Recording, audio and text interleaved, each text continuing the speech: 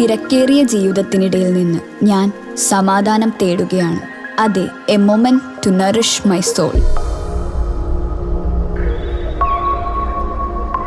ആരോഗ്യത്തിനൊപ്പം സൗന്ദര്യവും.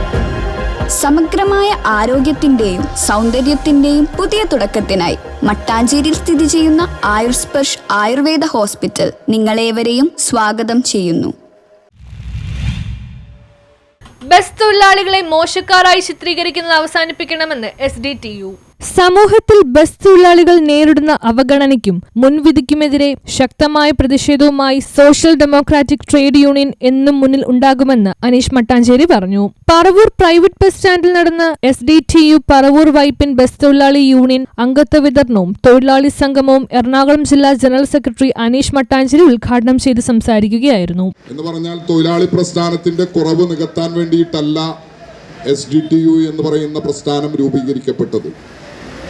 മറിച്ച് കാലാകാലങ്ങളായി വർഷങ്ങളായി തൊഴിലാളി വർഗം അവരുടെ പോരാട്ടങ്ങളിലൂടെ നേടിയെടുത്ത അവകാശങ്ങൾ ഹനിക്കപ്പെട്ടുകൊണ്ട് രാജ്യം ഭരിച്ചുകൊണ്ടിരിക്കുന്ന ഭരണകൂടങ്ങൾ മുഴുവനും തൊഴിലാളി വിരുദ്ധമായ കോർപ്പറേറ്റുകൾക്ക് അനുകൂലമായ നയനിലപാടുകളുമായി മുന്നോട്ട് പോകുമ്പോൾ അതിനെ കൃത്യമായി അഡ്രസ്സ് ചെയ്യാൻ ഇന്ത്യ രാജ്യത്തൊരു തൊഴിലാളി സംഘടനയില്ല എന്ന കൃത്യമായ തിരിച്ചറിവാണ് SDTU രൂപീകരിക്കുന്നത്. റോഡിലുണ്ടാകുന്ന ഏത് അപകടത്തിന്റെയും ഉത്തരവാദിത്തം ബസ് തൊഴിലാളികളുടെ മേൽ കെട്ടിവെച്ച് അവരെ മോശക്കാരാക്കി ചിത്രീകരിക്കുന്ന പൊതുബോധം മാറണമെന്ന് അദ്ദേഹം പറഞ്ഞു.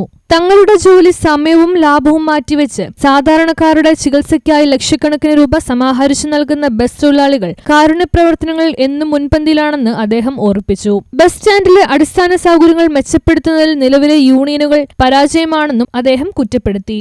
SDTU Paravur area president Shajahan Vaniyakkad ചടങ്ങിൽ അധ്യക്ഷത വഹിച്ചു. Area joint secretary Harish Muhammad സ്വാഗതം പറഞ്ഞു.